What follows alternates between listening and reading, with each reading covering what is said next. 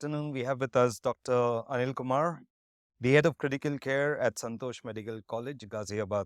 We welcome you to the Natco Pharma Specialty Criticon 2024 studio. We look forward to listening to you for advice for the young generation doctors in the space of critical care associated with antibacterial resistance. The first question is, how do you foresee the changes in critical care management? Probably with the more and more intensive care and more population who is immunocompromised.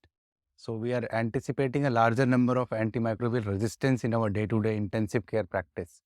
And what we are seeing in our intensive care practice, we have got significant amount of resistance to common antibiotics, which adds to the spectrum of length of ICU stay, more antibiotic, more combination of antibiotics. So that creates a lot of development of newer antimicrobials, but somehow the newer antimicrobials are not there.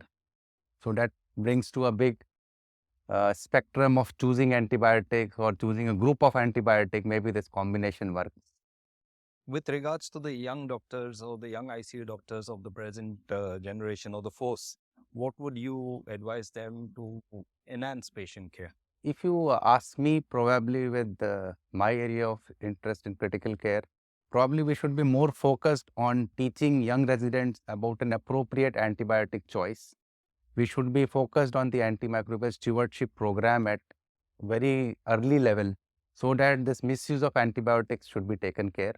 Even the restricted antibiotic should be very much in practical clinical purpose. Simultaneously, we should not be starting our most serious infection antibiotics as a first go.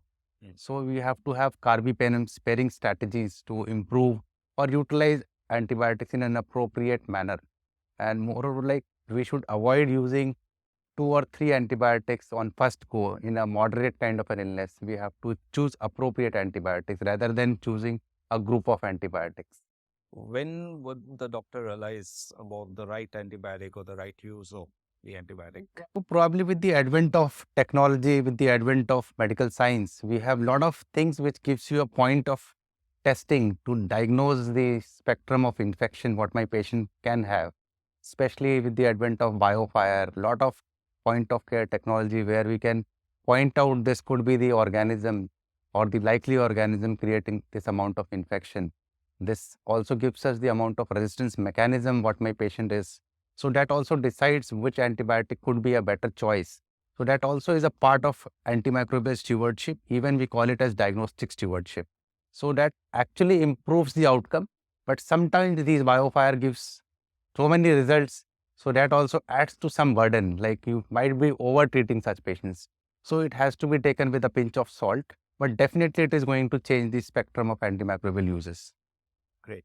What is the prevalence of carbapenemus producing bacteria in your practice and the treatment options? The intensive care practice and with my clinical experience, the incidence is increasing day by day. We have a lot of MDR Acinetobacter, MDR Klebsiella, and a lot of Pseudomonas. But probably in my clinical practice, I am seeing more of Acinetobacter, Klebsiella, E. coli, which are carbapenem resistant. And there the actual battles initiates. So there we start utilizing a combination of antibiotics. Then we look at the actual resistance pattern, the amount of growth, the immunocompromised state, and sometimes we get the appropriate cultures or the radiological investigations that also helps in pointing out where we should. What I like from what you said is the two terms, the antibiotic stewardship and the diagnostic stewardship. So that is really a wonderful thing that you have brought up.